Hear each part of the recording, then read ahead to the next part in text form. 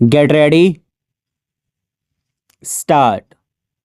Hearing a case by petitioners aggrieved with the unremitting hostilities in Manipur. The Supreme Court of India has directed the Manipur government to disclose details of destroyed and encroached properties following the ethnic violence a year and a half ago.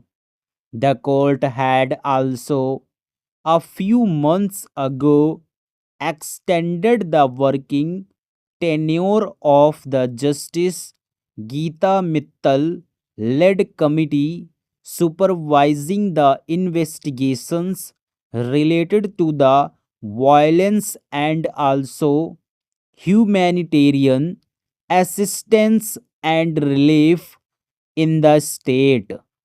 Ideally, these steps should not have been under the aegis of the court and instead under the remit of the executive governments.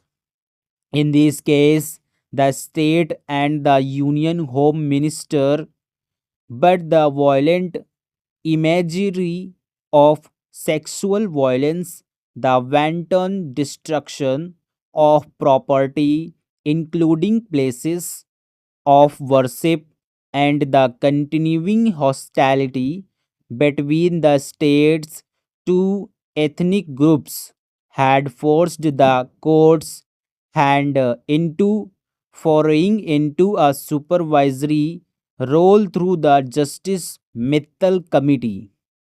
It has also become an imperative for the higher judiciary, first because of the remarkable reticence of the Union government in answering questions from civil society and the political opposition related to the situation in the state, and second, due to the lack of accountability by the misfiring state government that has been ineffective in bridging the ethnic gap.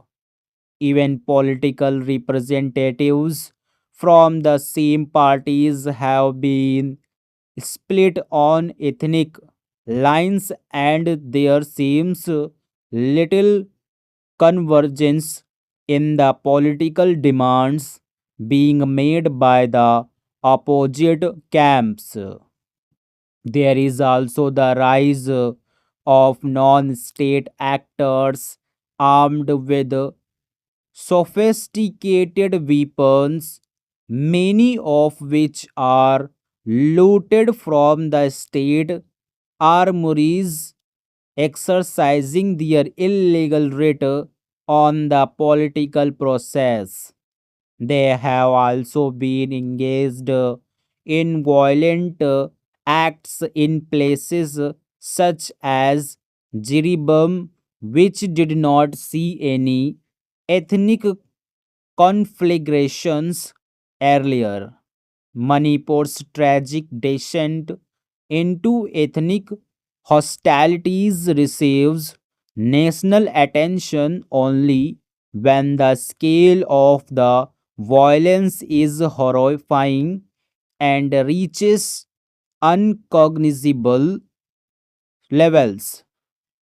Despite the government averring that it is taking steps to restore the rule of law and addressing the political differences, a return to the status quo ante before May 2023 seems far away. The court's renewed attention is therefore welcome, but shorn of meaningful steps to reverse the spiral of hostilities.